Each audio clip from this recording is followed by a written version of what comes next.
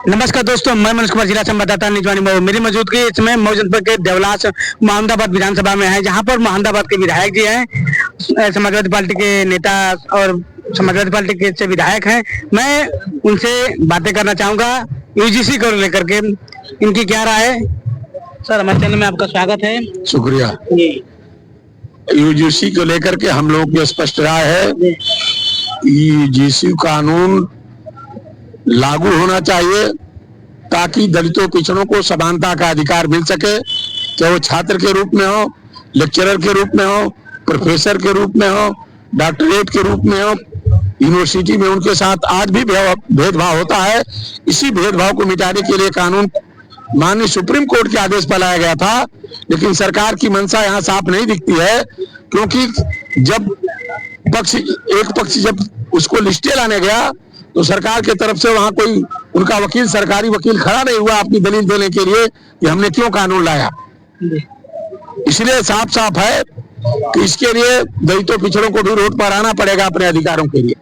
लेकिन देखा जाए तो आप जिस पार्टी से विधायक हैं और पूर्व मुख्यमंत्री अखिलेश यादव जी, इस पे कोई टिप्पणी न कोई बोलने नहीं है।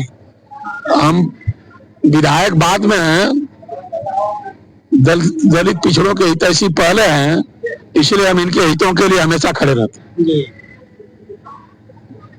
तो क्या लगता है कि 2027 को चुनाव को लेकर के अखिलेश यादव नहीं बोल रहे हैं? अब ये बड़े नेताओं की क्या सोच है, क्यों नहीं बोल रहे हैं, इसको वो बता पाएंगे, वो भी इस पर अध्ययन कर रहे होंगे। हम लोगों को जो बोलना है, हम लोग जितना समझ पाए, हम लोग यूजीसी कानून के पक्ष में है। यूजीसी कानून लागू होना चाहिए ताकि दलित पिछड़ों को भी समानता का अधिकार मिल सके। उनके साथ यूनिवर्सिटी में, कॉलेजों में किसी तरह का भेदभाव न होने पाए, जाति के आधार पर उन्हें प्रताड़ित न किया जाए। हम लोग यूजीसी कानून के पक्षधर हैं। लेकिन देखा जाए पूर्व मुख्यमंत्री बसपा सुप्रीमो राष्ट्रीय अध्यक्ष भवन कुमार मायावती जी इसके समर्थन करती हैं। अब देखिए वो किस आधार पर समर्थन की, मैं एक लाइन में कह दिया कि बड़े नेताओं का सोचने का अपना दायरा है। हम लोग जहां तक सोच पाए, हम लोग इसके पक्ष में हैं, यूजीसी कानून के पक्ष में। तो सुप्रीम कोर्ट द्वारा इसको बंद कर दिया गया, रोक दिया गया, तो क्या आप कैसे इसको, अगर आपके पक्ष में नहीं रहेगा? कोर्ट द्वारा इसलिए रोक दिया गया कि सुप्रीम कोर्ट ने सरकार को आदेश दिया था कि सरकार यूजीसी कानून लाए ताकि पिछड़े दलितों के बच्चों के साथ या इसके अभिभावकों के साथ या इनके प्रोफेसरों, डॉक्टरों के साथ जो जाति के आधार पर भेदभाव होता है वो न हो सके। उसके लिए तमाम क्लाज लाए गए थे। सरकार ने कोर्ट के दबाव पर कानून तो लाया, लेकिन सरकार की मंशा साफ नहीं थी, उसमें तमाम कुछ विसंगतियां छोड़ दी, जिसकी वजह से कोर्ट ने स्टे दे दिया।